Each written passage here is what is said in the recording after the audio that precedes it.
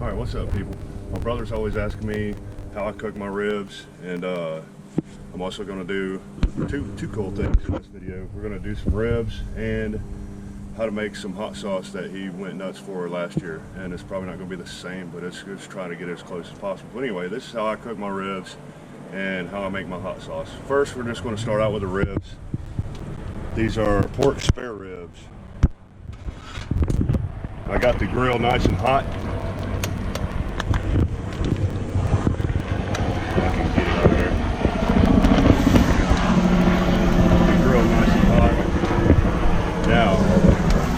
Going to sear these things. I want to get some mustard and some rub on here. Just going to put a lot of mustard, lots and lots. I mean, you could use your hands if you want and rub it on there, but I got this thing, it makes it easier. And just get it all in there and rub it nice and good. Of course, I'm not a chef, nothing fancy here. Y'all could probably do a better job than I can, but this is how I do it. And most people that try them like them and ask me how I cook them, so that's why I'm doing this. Alright, and I love spices and rubs. My wife bought me this one. This one's pretty cool. I'm going to try it today. Normally I use my own.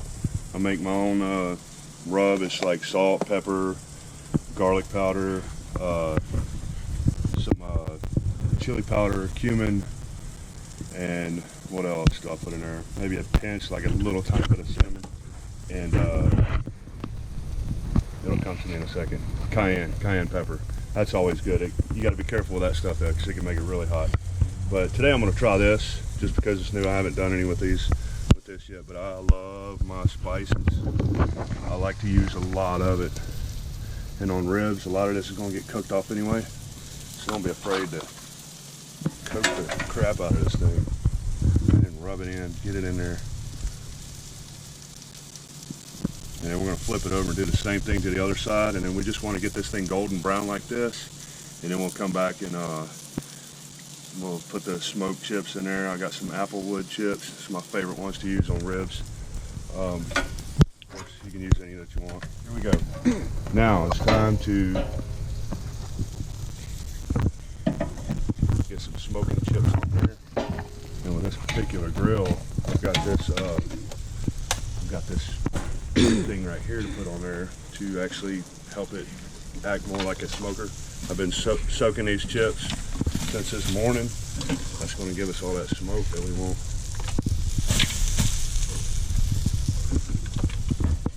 I like to use a lot of it right at the beginning because you're only going to get so much smoke flavor in it.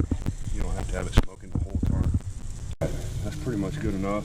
Now we're going to kind of tone it down a little bit. Try to get this temperature down to about 200 if we can. Ready to get these ribs off of here, and we're going to wrap them in tin foil. Put the apple juice and apple cider vinegar in there. That helps it kind of steam. It kind of separates it from the bone a little bit, and it comes off the bone real easy if you do this.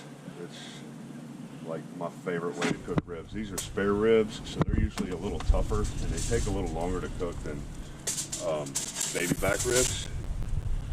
I like to use a little bit more apple juice than apple cider vinegar, because if you use too much vinegar, you'll get that vinegary taste. We don't want that, but this makes it just taste super awesome. What's that about? That's about a quarter cup of apple juice.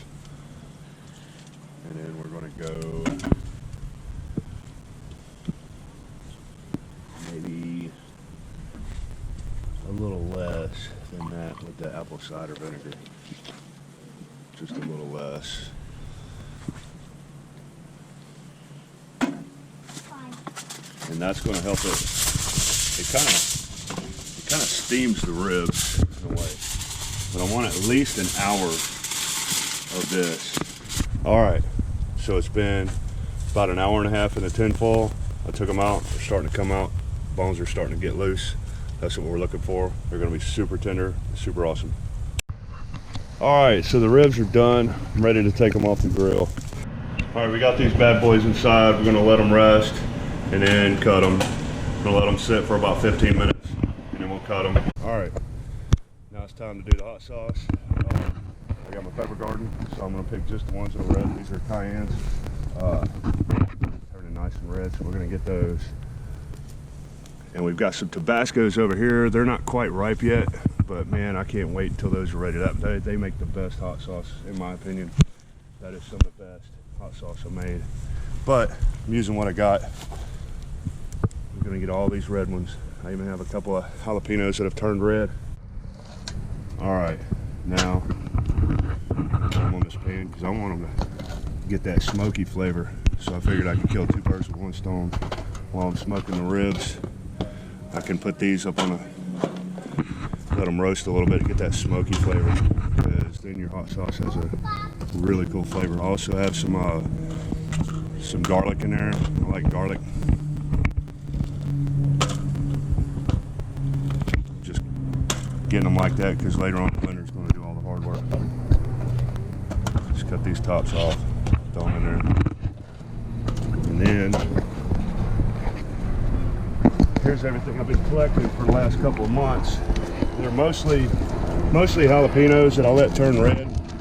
I let them turn red for the color. And then these are all cayennes that I cut up in the freezer. And I have some red bell peppers that I froze. My bell peppers were growing over there too, but I only got like two decent ones out of there. So that's going to help tone down the heat a little bit. Of course, not much, because that's a lot of peppers.